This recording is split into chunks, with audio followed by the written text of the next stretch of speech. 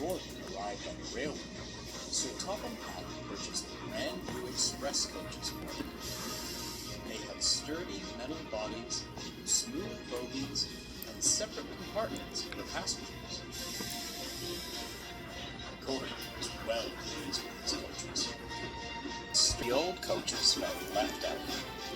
They were made of wood, ran on axles, and had no individual compartments. Time and wear led the railway inspectors to see them as unworthy of the main line. The coaches were most upset. "Cheer up," smiled Edward, as he shunted them into the carriage sidings. "You'll still be useful on the branch line trains." While Henry was shut in the tunnel, Edward took over his local trains. He knew all about being left behind, and brought the old coaches out every chance he got. This cheered them up, until Gordon voiced his opinions. A pity," he sniffed, as Edward shuffled in with the coaches.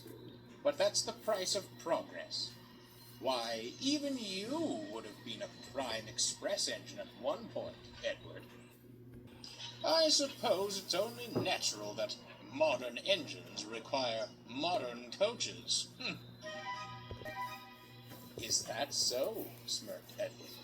"Why, I think you'd look most distinguished pulling these old dears." "Oh, no thank you," Gordon harumphed. "They'd be open-top carriages before I even reached top speed. Oh, now these are proper coaches," he finished, eyeing the express behind him. "Is that what they are? I thought someone had stretched out the goods van. You were doing some real work for a change," laughed Thomas, as he shuffled past the steel trucks. Edward couldn't help but chuckle, and Gordon fumed out of the station. His mood didn't improve on the main line. They were running well. Too well. "You'll do a number on yourself. Make no mistake."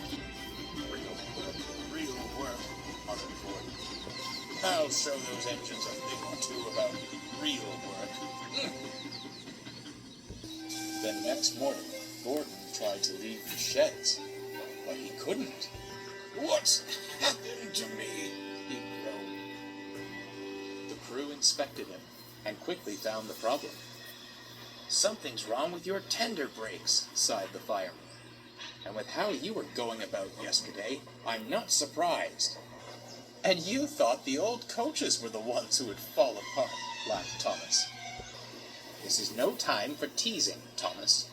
The express must go out on time." "And how?" grunted Gordon.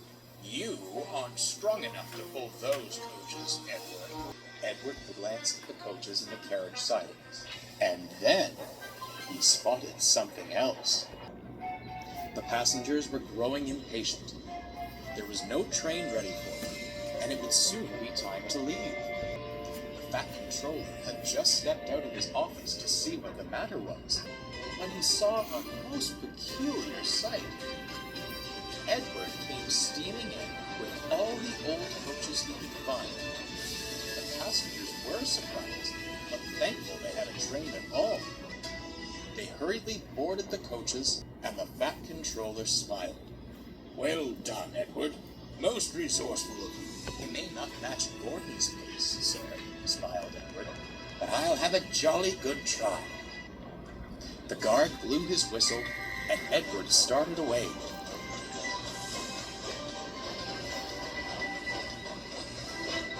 Soon he was coasting down the main line, making excellent time. He whooshed through the tunnel, giving Henry quite a surprise. Come along, Edward puffed. When he returned to Sodom, Gordon slunk up alongside.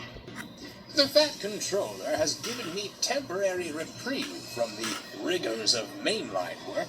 Twist my wheel." "That's not what he said," smirked Thomas. "He said you were to shunt in the yard until you learned not to be so big in the smoke box," ordered the old coach, and Thomas laughed. Gordon shuffled silently